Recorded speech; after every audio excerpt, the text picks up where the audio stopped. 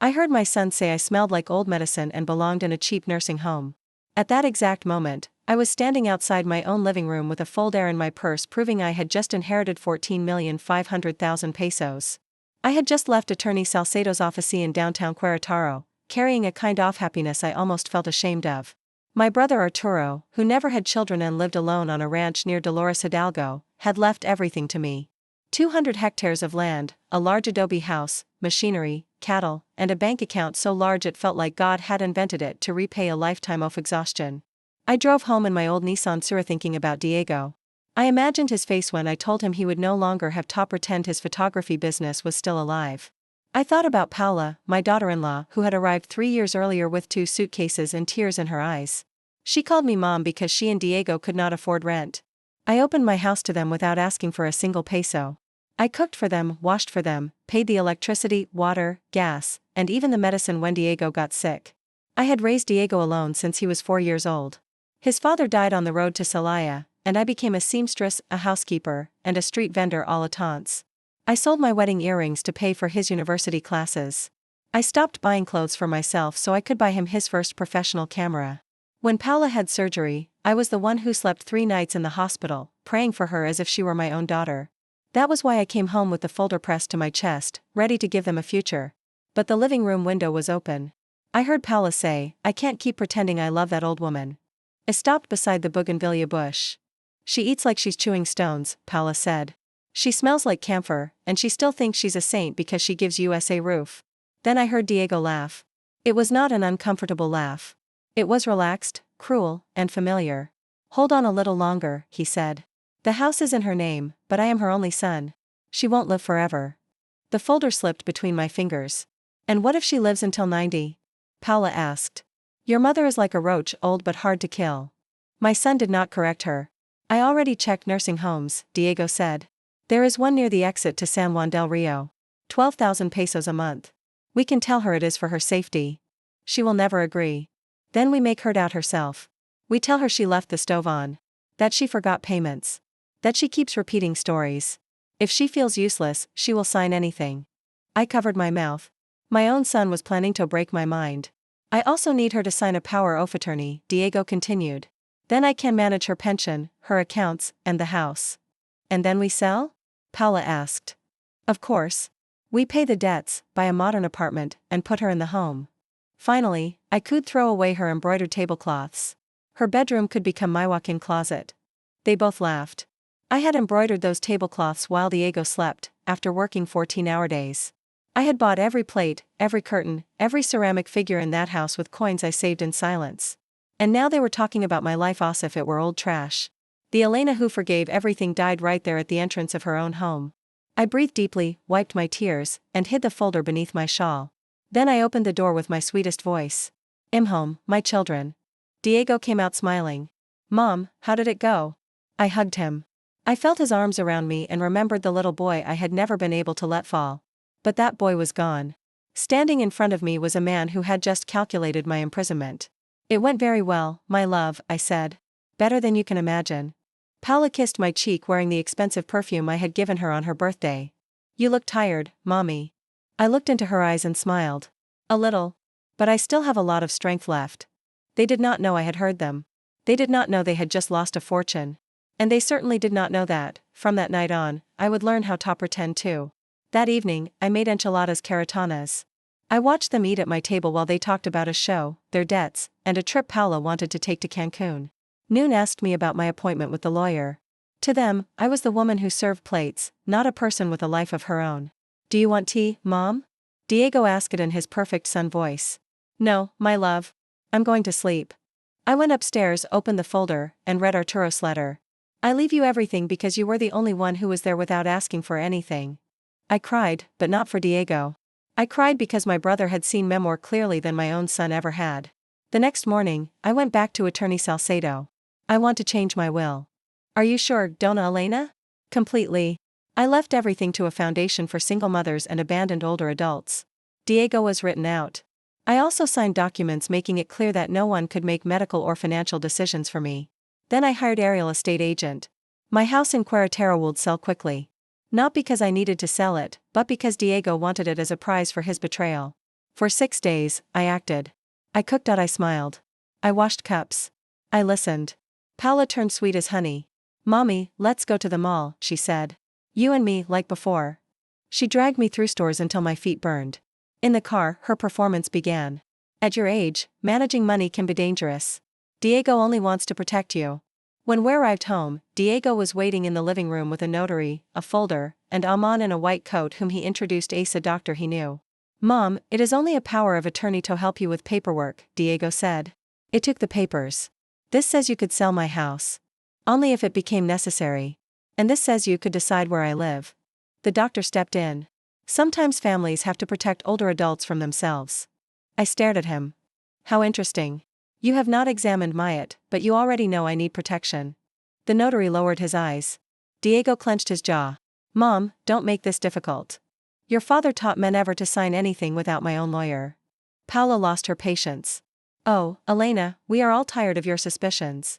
I smiled. Then rest. I will not sign. The notary left, uncomfortable. So did the doctor. Diego slammed the door behind them. You are impossible. No, I said. I am careful. That night, I listened from the staircase. She knows something, Paula whispered. It doesn't matter, Diego said. If she won't sign, we'll have her declared incompetent. I can get 2 witnesses. Maybe Aunt Rosa. She always says Mom repeats herself. And the house? I'll sell it before anyone puts ideas in her head. I held my phone inside my robe pocket. Every word was recorded. The next morning, I accepted an offer for the house. 6,300,000 pesos. Closing in 10 days. Then I called Rosa, my old friend Julian, and attorney Salcedo. Come for lunch on Sunday, I said. Diego has something to hear. I prepared the blow with patience. If they wanted to treat me like a useless old woman, I would show them in front of everyone who was still holding the roof over their heads. On Sunday, Diego and Paula came downstairs expecting a family meal.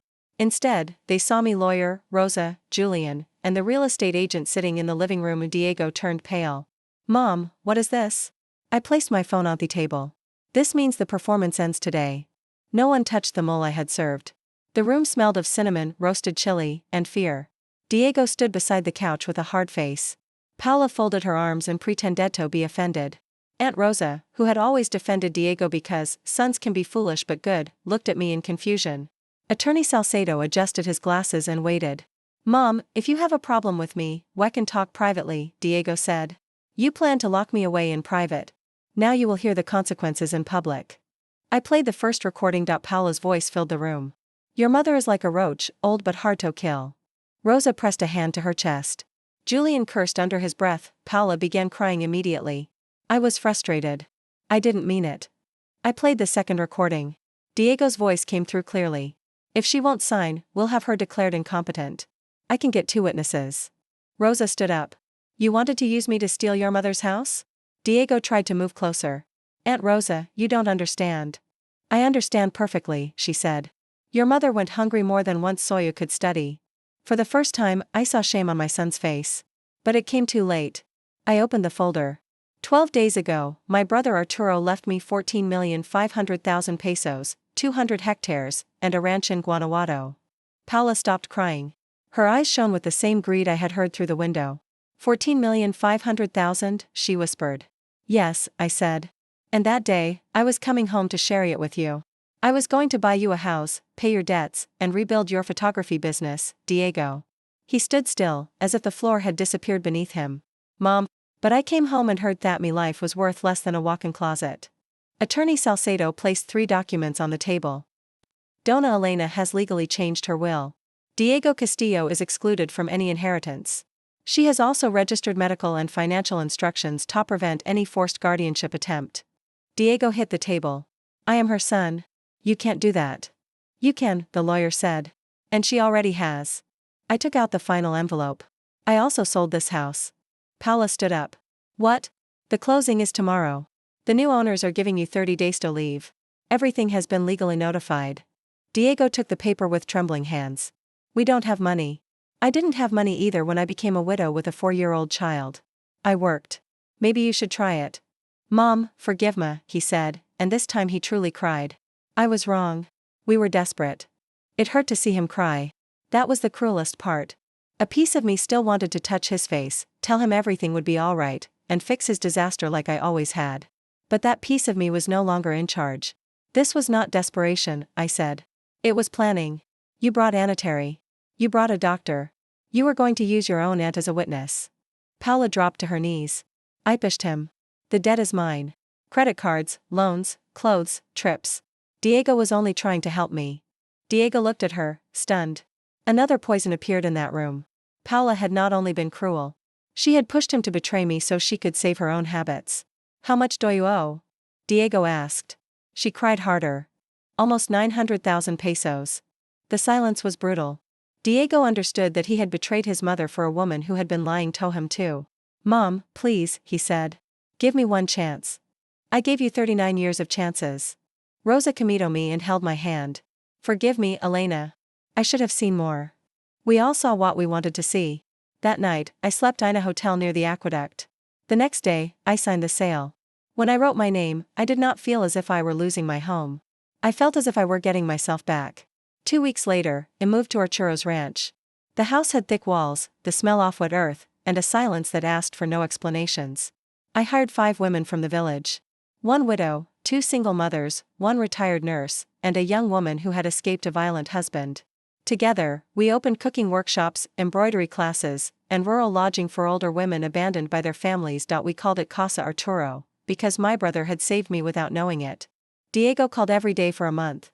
First he cried. Then he accused me. Then he insulted me. After that, he went silent. Paula wrote to me once. You destroyed us. I answered only once. No, daughter. I only stopped paying the price of your cruelty. I will not lie. Amathur does not stop loving overnight. There are afternoons when I watch the sun fall over the cactus fields and remember Diego as a boy asleep against my chest, believing I could save him from everything. Then I cry. But I do not run to rescue him anymore. I learned that loving a child does not mean letting him steal your dignity. Now I wake up with coffee from the clay pot. I walk through my land and hear women laughing in the big kitchen. Some arrive broken, the way I arrived. Others arrive ashamed because their families abandoned them. I tell them all the same thing. We are not anyone's leftovers. We are roots. At 68, I finally understood that justice does not always shout. Sometimes it signs a will, sells a house, closes a door, and sits on the porch watching the sunrise. And for the first time in my life, no one can lock me away.